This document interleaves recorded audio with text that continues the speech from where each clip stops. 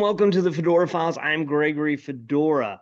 Growing up, I was big into RPG games. I was big into D&D. One of my favorites though was Car Wars. I loved playing that game. I built cars and fought people, fought my friends, killed each other. It was a blast. And growing up, I always wanted to make my own game, but I never pursued it. I really didn't know what direction to go. But today, my guest, Mr. Matt Cross, has done this. And I wanted to have him on because not only is he doing an RPG game, he has characters and creatures that are from the cryptid zoological realm. And one of which is the snallygaster, which I live a stone's throw away from the mountain the snallygaster is supposed to be living on, which is why I found him. And I was like, oh my gosh, the snallygaster in a game. This is awesome. So, Matt, thank you for coming on. Yes, thank you for having me on. I'm excited to talk about the game, talk about some cryptids, talk about everything creepy that we'll be talking about today since it's October and it's almost Halloween, so it's a good time to talk about this stuff. Yeah, exactly. So first off, like, tell her what is the name of your company and the game, and so let's get that out of the way so people can know what we're talking about. Definitely, definitely. Let me kind of set the stage a little bit. So my name's Matt Cross. I am a member of Geektopia Games, which is a small game publisher based in Chicago. Mhm. It's a team of myself and Ian Baskey wrote this role-playing game called Fearsome Wilderness, the RPG. But the whole team is myself, John Lash, Ian Baskey, Derry Morgan, and Chuck Smeltzer. So it's just Mhm. a group of friends, and there was a blog before there was a game company. And John was the first to throw his hat into the game creation realm, and he made a game called Cage Match. And as soon as that was very successful, and as soon as I kind of had that in my hands, I said, "Oh, I want to go next. I got some ideas." Fast forward some time, I created a board game that is a wilderness themed, nightmarish game called Fearsome Wilderness, the board game, and it had 25 fearsome critters from the North American folklore. And that was back in 2020, 2 years ago. We went to Kickstarter and we successfully funded the game, got it made, shipped it out, and I couldn't stop there. I just love talking about these creatures. When we play the board game, we found ourselves kind of role playing it a little bit, and Mhm.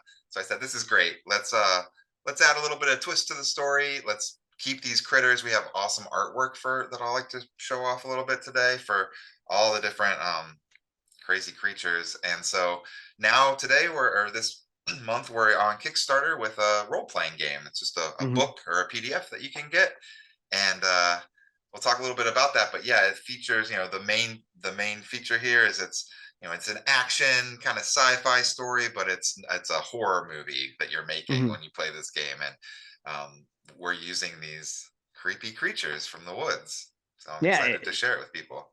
yeah, it's very cool. Like that's how I found you was the Kickstarter with role playing. Then when I went on, I had to donate and because I was like I want it, and then I saw you had dice that were made specifically, and I told you I had to get the dice because you have to do that. And I'm really excited for when it comes out because I will get my buddies to play it because I'm like this is like right up my alley. But how did you come up with the idea for like not only I guess originally the board game, but how did you come up with the idea to make this game? Yeah, I mean, it's kind of taken a life of its own, to be honest with you. I had this game mechanic that I wanted to use. I wanted to have we play a lot of really long, complicated board games, and I Hmm. wanted to have like an hour long, 45 minutes to an hour long game that you could throw out on the table and just laugh and have fun with. Yeah. Um, and I kind of had the game mechanics right around the same time I started talking to Lenwood over at lumberwoods.org about all these creatures and kind of going down that rat hole of like reading the material and thinking about it, talking to other people like yourself about these crazy monsters. And so we started. I mean, the creatures are, in my opinion, were ripe for a game, for an Hmm. RPG game or a board game or whatever, because they have unique attributes. So it's actually kind of somewhat easy to give them attack Yeah. abilities and stats and things because they're all so unique, and we hadn't seen them really mainstream. Mm-mm. That's part of my goal too, is to raise awareness about some of these goofy, absurd, but dangerous monsters that potentially lurk in the woods. Yeah, there are a ton. Like usually when people think of monsters, they think of dragons, all these things from like long ago over in like Asia and Europe. And America has a ton that people don't even realize. Like I said, the Snallygaster, for instance, I didn't even know about until I moved here, and then I'm right by South Mountain. And that when I heard about this, I was like, why is nobody talking about this? Especially like being in Maryland, I would have thought they'd celebrate it more, but really it's starting to gain some, but it's like it's nothing like, Mothman or Jersey Devil or like Bigfoot. Like, but I was like, man, this guy's been around for 100 plus years, and it's just now recently getting some. But how did you decide to go? Like, what cryptids did you decide to pick? Like, Yeah, yeah, that's a good question. We wanted it to be, we wanted the game to be unique, right? So mhm, there's enough games out there that are dragons and wizards or sci-fi mhm, or whatever, and so we wanted this to be um, a little bit different. So we don't have Bigfoot, we don't have some of the bigger ones. We wanted it to be a little bit more unique. And there is in the game, there is a template. There's a custom cryptid sheet that you can print off and make your own, or just write down on paper, follow the template and the formula, and you can add anything. And obviously, this is ripe for modules that I might make in the future to add mhm, more, or we've allowed a third party license. So if somebody else wants to make some for the game, they can make them, go sell them, do whatever. It's You can make it compatible with Fearsome Wilderness. mhm. Um, but so yeah, I looked at the specifically. There was like just two or three works, fearsome critters of. Let me see here. You probably know the source material, but let's give it its due. Let's see. We got 1910 William T. Mhm. Cox, Fearsome Creatures of the Lumberwoods, and then 1939 Fearsome Critters, and then Yarns of the Big Woods had a couple in there from 1922. So Oh, I cool. like public domain. I Yeah. like using that. I think that's great, and that should be embraced. Anyone can use these creatures, right? They're public domain, Yeah. but they're not used. And like, why isn't the Snallygaster used? People go so much trouble to think of a new monster when there's one that actually exists and it lives right near you. Yeah. um, and um, and it's got tentacles, and Yeah. it's a beast that will attack you from the sky. So Yeah. I'm just excited to give these some screen time, as I Yeah. call it. As often we talk about, this is kind of, you're making a movie in your mind, right? So Mhm. I'm excited for these monsters to be in some people's games. Nice. That's so cool. Like, so I'm assuming you grew up playing like D&D and all these different RPG games. So would you say like were that was a big influence on you growing up? I found role playing games a little bit later in life. We had Oh, played some really? D&D. Yeah, no, it's kind of different, right? Mhm. I mean, still a young man. I'm a older, I Yeah. wasn't a kid playing D&D is what I mean. Yeah. And this game is very much not a Dungeons and Dragons style game. It Hmm. uses a different rule system. It's very easy rules for anyone to learn. So if you're not a role playing enthusiast and you don't have experience with D&D, like, don't let that scare you off from this thing. Yeah. You roll dice. You don't roll a d20. You roll dice pools.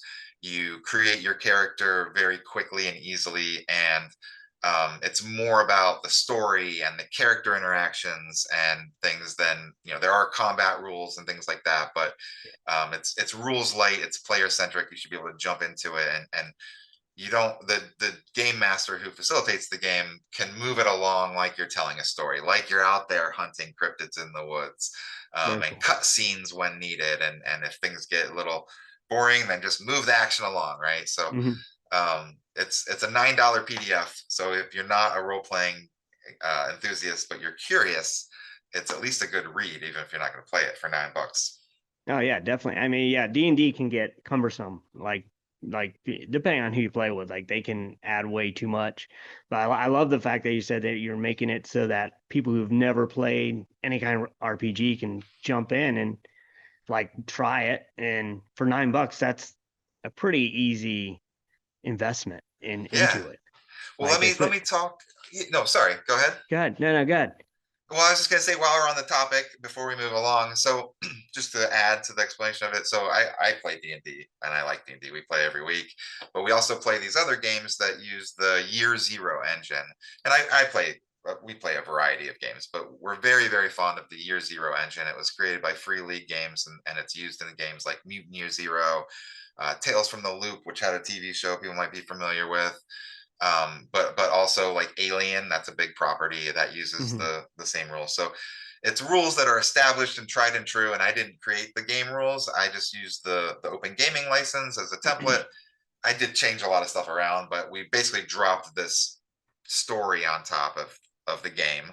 And the story is that you are a convicted criminal on a big spaceship. So this is the future, this is sci-fi, and you're being transported to a new prison facility, but you don't make it there. You crash for some reason on a mysterious planet full of woods and full of these fearsome critters. And Hmm. so it's part survival, get food, get water, forage, trap, hunt, try to just survive and like not be killed by the fearsome critters. Hmm. And then usually you will be uncovering mysteries and learning more about what's out there in the woods. And you can imagine that there's a lot of these cryptids out in the woods. Oh Um, yeah. and we have a folklorist archetype, so that might be like yourself, like a Oh, nice. cryptozoologist type Yeah. of character. But there's 16 different archetypes that you can choose from. So when you uh, came up with the game, you obviously had all these creatures in mind, and the story and all that was all ready to go. Uh, did you have a friend already in mind to do artwork, or did you have to find an artist to do this for you? Good question. It was really fun, actually. That was one of the parts I liked most about the whole process, which is I give the advice to people: game creation and RPG creation is a lot of work, so don't go into it lightly. But Hmm. the art was like a pleasure to work with these artists and to like sometimes they're international, so it's like the next day I'd wake up and grab my phone and be like, oh, let's see what art we got done or revisions and things. And I really like that. So I did have Bud Wheeler is the one that did a lot of this art of the fearsome critters, and I'll show that on the screen here. And whoa, that's too big. So that was a friend of the family and an artist that I had known about for a long time, and he was really um, willing to help out an indie game publisher like myself, and just got to work on these, which are mixed media, handmade physical prints that he did. And he right off the bat we hit it off. We were, he's like, "How creepy can I go?" And I'm like, "Do your thing, make it nightmarish, right?" Um, Oh yeah. and so he was instrumental. And then Willis Harrower, sorry, is the other main artist on the RPG, and he does a lot of the black and white drawings and the maps and the NPCs and the all the locations and everything. And he Hmm. actually reached out to me because he was a fan of cryptids and things like that, and he had actually drawn some of them himself for another project. And he was like, "Hey, I like this theme and this concept." And I was like, "This is perfect. I have all these cards for the board game that I need art for." And he helped us out. And then so we used the same two guys again for the role playing game. The same artwork from Bud Wheeler, and Willis made a bunch of new art. And then we got this guy that did like the stuff on the screen that you see here. AI is this machine robot Hmm. helper, assistant, flight attendant, security guard person that's like your main NPC friend on the RPG. We started with we said we need a little pop of color, so he did that, and then that's another NPC gumbo on the screen, and some various other pieces of artwork for us. And we tried to just keep it to those three. We actually added another guy, Juan, who did a lot of these kind of Bob Ross style Hmm. digitally, right? But paintings, which I'm just kind of a fan of that, like Oh yeah. juxtaposition of the cozy painted artwork with monsters at night. Yeah. It's kind of fun. Oh, very cool. So I was curious, like out of like, what is your favorite cryptid that you brought into this game? Like, what was one that you were like, I definitely have to get this in there? Like, what is one that just piqued your Oh my gosh, that's a curiosity? tough question. Um, and someone else asked me that on the last conversation I was having with someone about this game, and I was like, "Oh, you put me on the spot. I should know this though."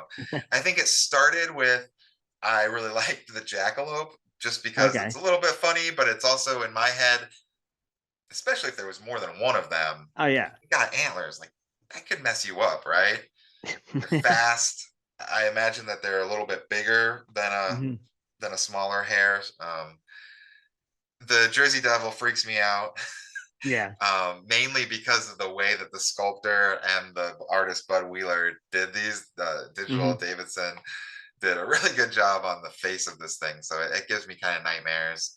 The Snallygaster is like, maybe if you say like, "What's your favorite?" That's my favorite, but it's not because it's the most dangerous. I think the most dangerous one, if I had to say like, what am I scared of most, it would be the just the regular ball-tailed cat, like Hmm. a large, oversized, almost tiger-sized animal with a really hard, ball on its tail, like it just bash you with, Oh yeah. and then rip you to shreds. So my favorites are the Snallygaster and the Jackalope, but I think there's some scarier ones out there for Oh sure. yeah, definitely. Well, the What's hide your favorite behind. ones? I mean, can Well, you talk about that? let's see. From in your game. Yeah, Well, of these, yeah. yeah, definitely that the Snallygaster, and I love the hide behind because I love the Yeah. story behind that, behind the hide behind. I like that, like the folklore, and I think Snallygaster gets me just because the folklore behind him, as well as the fact that Theodore Roosevelt wanted to hunt it at Yeah. one point. So it's like that to me that adds a cool dimension to it that a president got involved. And so, and also, it's not get that you don't have him in the game. I don't think I don't see him. The Dueyo, which is the Yep. Snallygaster's arch nemesis in the like, which to me was another cool thing between the two of them that they fought each other. They hated each other, but like, Yeah, yeah, I I like know. That's cool. I like the twist you've done on the jackalope. I never even thought of like the jackalope out there, but I never thought of it as being a fearsome creature. But you've turned it into this monster, and I love that. And so that's pretty We cool. definitely it gives me some flexibility to make some changes. I don't want to make anyone mad that says like, oh, Yeah, this is what I think, but accounts differ, right? These are yeah, tall tales, so some of the stuff we switched up a little bit, but we try to stay a lot true to kind of the yeah, legend. The joint snake is an interesting one to have to fight because it's gonna separate, and then maybe like have now you have two enemies yeah, and then you have four, and it confused with like it might get up on your weapon and or your knife, and yeah. now you lost, not only did you lose your weapon in this fight, but it now is like a sharp knife on the end of it. So Hmm. that one's a really fun. You mentioned the hide behind. That's a really fun one to role play because put yourself in that spooky situation where you're like, okay, we need to like be looking everywhere, and like don't like you watch my back and I'll try to like look behind Yeah, you yeah. and like because this thing is going to be fast and like It's hiding everywhere, yeah, so yeah, and that's a cool one. And uh, but I love that you also are opening up that people can add more like if there's other like because there are more like cryptids out there they could add them to the game and so that's awesome that you've open-ended it that way and yeah, that we wanted to definitely be can expand. we want people to do that, and I'll do it too. All right, like this game's going to live on. Our next project's going to be a non-fearsome wilderness project because we've already done a couple in this world, but we're going to keep doing modules and stuff for it. Yeah. And we want to be really respectful of like Native American cultures and things. We didn't want to like grab any of their cryptids, but we've talked to some people that might that are of those communities that might contribute to it. Yeah. That those were a lot of requested minis or creatures were some of those style ones. And then Right. also, I mean, there's no reason that this weird world couldn't have a sister world that's European or other Hmm. ones, right? Like Oh yeah. um, a similar game is called Boston from Free League, and it has like folklore from Europe. So um, I'm hoping that this is my contribution to the North American Yeah, realm, though. awesome. Yeah, Very good. So what you say what can you talk about what your plans are next like as you yeah. like where are you heading now? in the Yeah, gaming well, world? so we started with a very light, Fearsome Wilderness, the board game, which I don't have any shots of it. You don't need these miniatures to play with the board game. It comes with just cards, and like these are just for fun because I'm a 3D Hmm. printing enthusiast. And we've got like some terrain for the RPG, right? But the the board game started as like a simple, kind of casual gaming experience. And then I didn't really talk yet about this, but there's actually another piece to Fearsome Wilderness, that's a tie-in to Forbidden Psalm, which is a miniature wargaming, like a small Hmm. skirmish wargaming game. So that came out second, and that's sold separately. That's from Kevin at KRZ Designs. It's a Forbidden Psalm supplement. And then now we have the role-playing game, which is Geektopia Games game, Hmm. and I think we're going to take a little break on it. I want to do like a yearly Halloween module, or just some Yeah. auxiliary things for this. But the next game is going to be a. Uh, it's going to be. I'm going to always forget the name. It's going to be a game from my friend John, and it's called. I don't know. It's called the Orion Signa Arm. I think that's what Hmm. it's called. As if there's any space fans out there, and I'm butchering the name of it, forgive me. But it's an actual location in the galaxy, and it's going to be, as I preface this with, my first games were kind of short. This is going to be a very long format game, so it's going to be Okay. a very complicated, very space driven, no fearsome critters, no cryptids, big beefy game. And then after we work on that a little bit, my next projects, which I can't talk about, but I've got a couple that will maybe get us back into the role playing Okay. arena. So yeah. Yeah. You gotta keep some stuff secret, and Well, keep yes, people and I might intriguing. change my mind. I don't want to tell you something and then it's totally different Yeah. when it Yeah. when it comes No, you, out. you throw it out and then people are like, "Where is it?" And then they start bugging you about it. It's like, I'm not doing it anymore. And then they get all angry. And And we pitched. I mean, that happens with no one was angry, but we pitched. yeah. We did the same thing with the board game. Towards the end of the board game Kickstarter, I said, "Hey, guess what? I'm going to make this role playing game." And I didn't really know it was going to be 2 years later, because that was Yeah. October 2020, and now we're officially getting it out October 2 years later. But I've been working hard on it, and we're a Yeah. small group. Me and Ian put our hearts into this game, and it's a cool book. So hopefully, people will pick up the PDF. Is really easy to just get, and it ships everywhere, and there's no shipping charges, so we love Yeah. that. But we do have a soft cover and a hardcover options Yeah. available. Very now, where can people find it? Like so that they can check out your all the games you guys have. Where if you want Yeah, to share so the website and Geektopia Games is the website, which I think I had that for a second, and that's where you can look at. I mean, it started as just a blog for kind of epic duels, an old Star Wars game, fan Mhm. content, Yeah. and postings about when we go to Gen Con, what games we're playing and stuff. And then gradually over time, put more posts, more relevant, news articles and stuff have been posted, and then we turned into a game publisher, so we changed the website from geektopia.info to geektopiagames.com, and that's where you can just follow us and sign up on the mailing list. And then the Kickstarter is really the place to go. So you can put the link in Yeah. the Oh video yeah, I'll notes or definitely. whatever. But we're on Kickstarter for not that much longer. We're done at 10 a.m. Central Time on November 3rd, so don't wait too long, Yeah. because this is we really need the support. We've got on the screen, I'm showing the dice here. Hmm. I think that'll have like more of a pearlescent like texture to it, or look to it. But those are the cool dice that we're doing. And they've got, when you play this game, you roll these pools of dice, and you're looking for a success or a one on your dice is bad. So they've got the Okay. icons to make it fun. Um, we mentioned some of the, what is this game? We talked a lot about the cryptids. I want to just tease this for a second and let people like um, get their minds going about, oh, what if this game is kind of like Lost meets Con Air? That's weird. Hmm.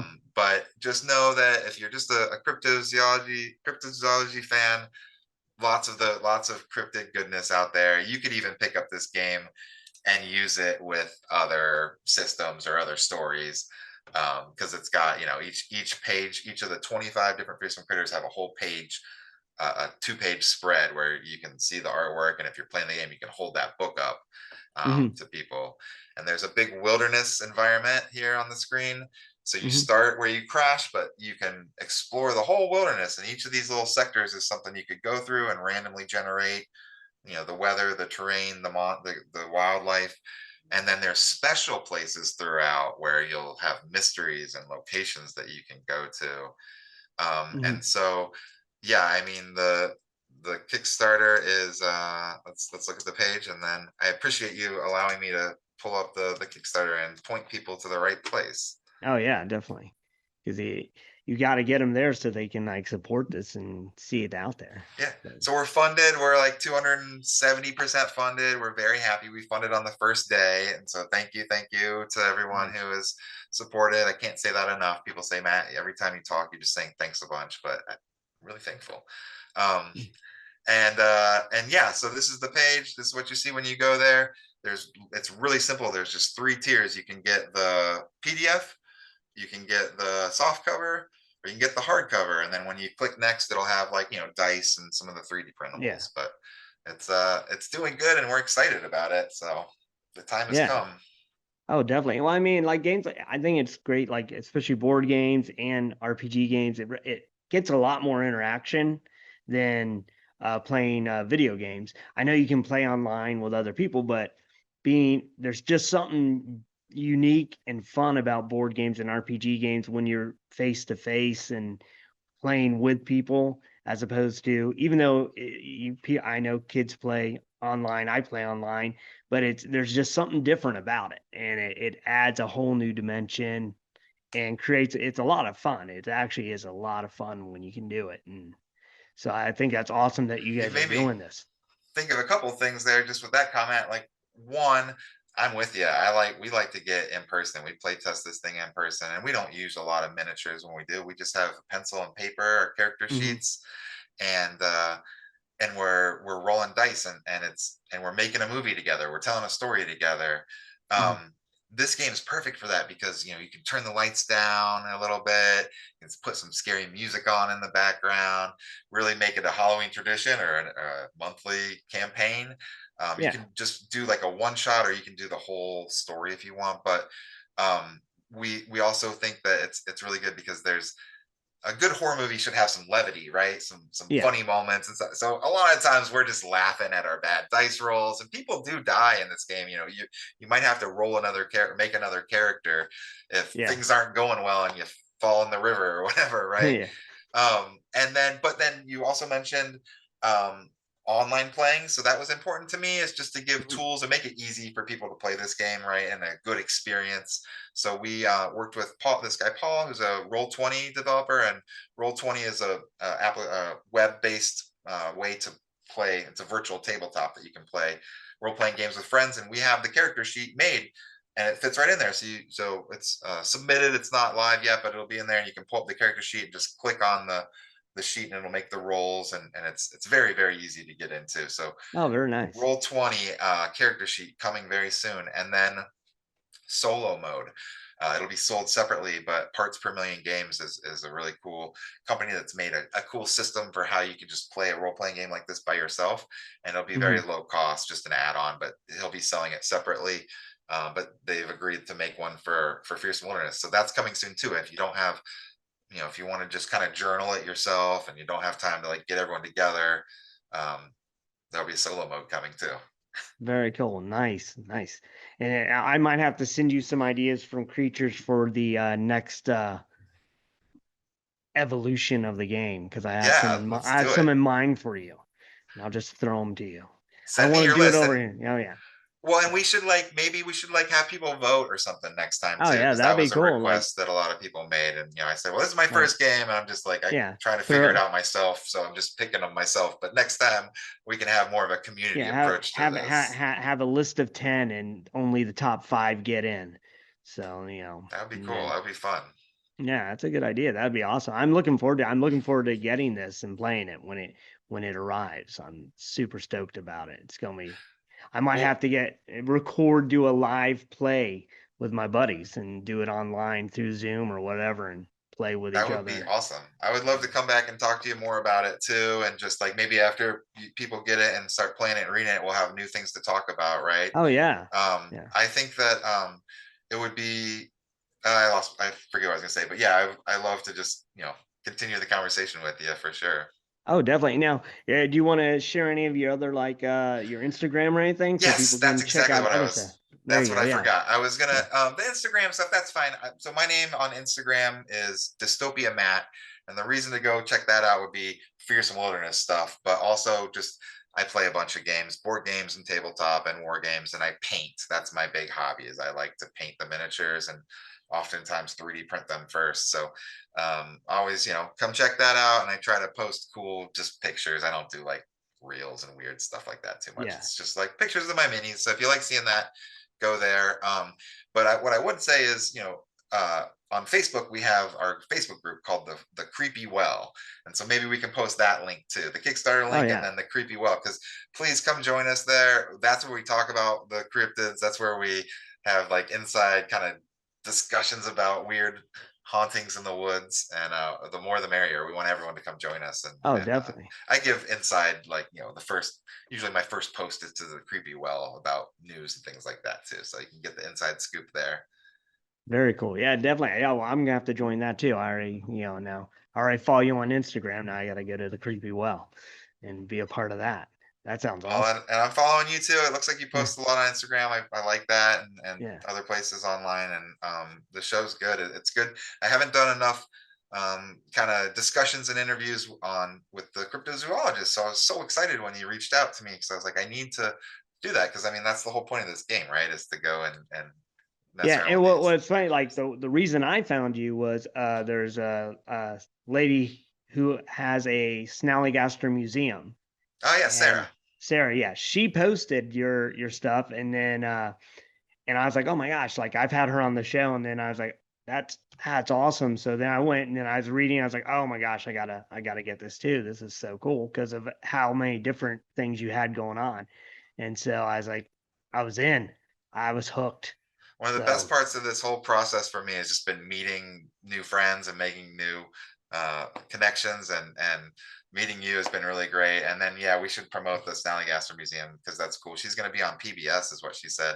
And I think yeah. she's going to take my Fearsome Wilderness Snallygaster sculpted miniature and show it off too, maybe in the background or Oh something. yeah, yeah. So She's getting all over the place, so it's yeah, really cool. I'm well, glad I that's what we got. want, raise awareness Yeah, for these cool monsters, right? yeah, yeah. Exactly. I'm glad I got her on my show before she got too big, and then she'd Yeah, be like, "No, I don't have time for you." big No. time. And yeah, yeah, Yeah. yeah. She's not like that, but it's I know. like, but I was like that. I'm excited for all the stuff she's got going on. It's like really cool for her. And but I want to thank you for going on. I know you got stuff to do. You got a family and things to get to, and this is a day off, and so I Yeah, don't it's want to take Saturday too much. morning, Yeah, I so don't if want. we're a little still waking up, that's why. But we got going good here, and Yeah. had a good conversation. I think it was fun.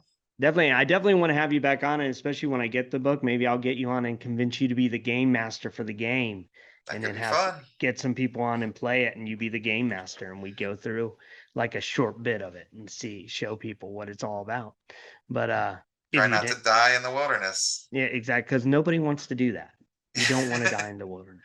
or even But just get lost out there, right? That's yeah, exactly. But again, thank you for coming on, man. This is awesome. I'm really excited to see where this goes and what you come up with next. And as you come up with more stuff, let me know. I'll bring you back on. You can tell us about the next ventures you got coming so we much can get the appreciated. word out there. But, and those of you who are listening or watching, however you found it, thank you for tuning in. And as always, remember to stay safe and keep searching. Fedora Fans. Check out fedoracrt.com today.